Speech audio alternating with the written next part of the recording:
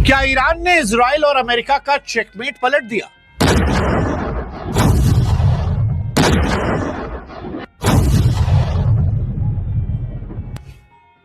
Israel America versus Iran का युद्ध कभी भी बराबरी का युद्ध नहीं था।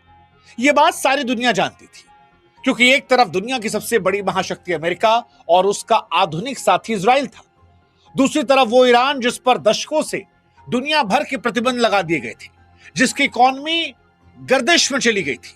ऊपर से ईरान के सर्वोच्च नेता अली खामनोई और उनके टॉप कमांडर्स की मौत की जब खबरें आई तो पहली बार यह लगा कि शायद ईरान पूरी तरह खत्म हो गया है। पश्चिमी मीडिया चिल्ला चिल्ला कर कह रही थी कि यह तो चेकमेट था, एक दांव में सब कुछ खत्म हो गया। लेकिन अब युद्ध के मैदान से जो खबरें आ रही हैं वो ये इशारा करती हैं कि ईरान अभी हारा नहीं है, क्योंकि आसमान से अमेरिका के आधुनिक लड़ाकू जहाज भी आग का गोला बनकर गिर रहे हैं।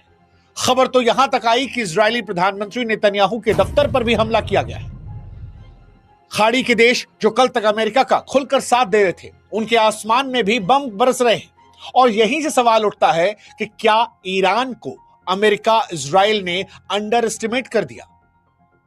क्या उसे बहुत कम आंका? क्योंकि ईरान अब यह कह रहा है कि हमारे पास इतने हथियार हैं कि अगर रोज 100-200 बम ठोकेंगे तो भी अगले 10-15 सालों तक हम इस युद्ध को जारी रख सकते हैं।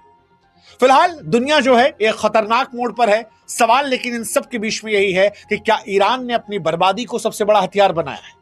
क्या ईरानी जो अमेरिका की तरफ झुकते नजर आ रहे थे, वो अब खामनोई की मौत के बाद अपनी फौज के साथ खड़े हो गए हैं? और दुनिया भर में जो खामनोई की मौत के बाद आवाजें बुलंद हुई हैं, उसने ईरान की फौज को यह हिम्मत दी है कि अब अंतिम युद्ध सही तो अंतिम ही।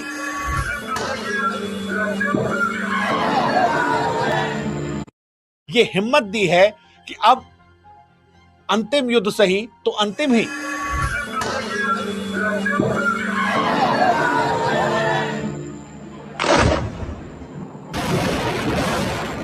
आज की कहानी में हम यही बात करने वाले कि क्या अमेरिका और इजराइल ने ईरान की मशीनों को तो माप लिया, लेकिन उसकी सहने की शक्ति और उसके लड़ाकों के नेटवर्क को समझने में चूक कर दी? यह सवाल बड़ा महत्वपूर्ण है और आज इस सवाल का जवाब इस वीडियो में समझने की कोशिश करेंगे। इसकी शुरुआत करें उससे पहले हमारी आपसे गुजारिश है कि युद्ध के मैदान की सच्ची और सटीक खबरों के लिए आप हमारे व्हाट्सएप चैनल जरूर जुड़ें। व्हाट्सएप पर हम आपको हर अगले वीडियो की जानकारी खुद देंगे ताकि आपसे कोई वीडियो मिस ना हो और युद्ध के दौरान आप प्रोपेगेंडा वीडियो टीवी पर देखने की जगह सच्ची और असली खबरों से रूबरू रहे। अब शुरुआत करते हैं इस पूरी घटना की। 28 फरवरी 2026 को जब इजराइल और अमेरिका ने मिलकर ऑपरेशन एपिक फरी चलाया तो दुनिया को यह लगा कि ईरान का वजूद खत्म हो गया। उस वक्त खबर आई कि खामनोई और उनके टॉप कमांडर्स जो एक ही बिल्डिंग में थे, उन्हें ईरान ने एक झटके में मार दिया। सारी दुनिया हैरान थी।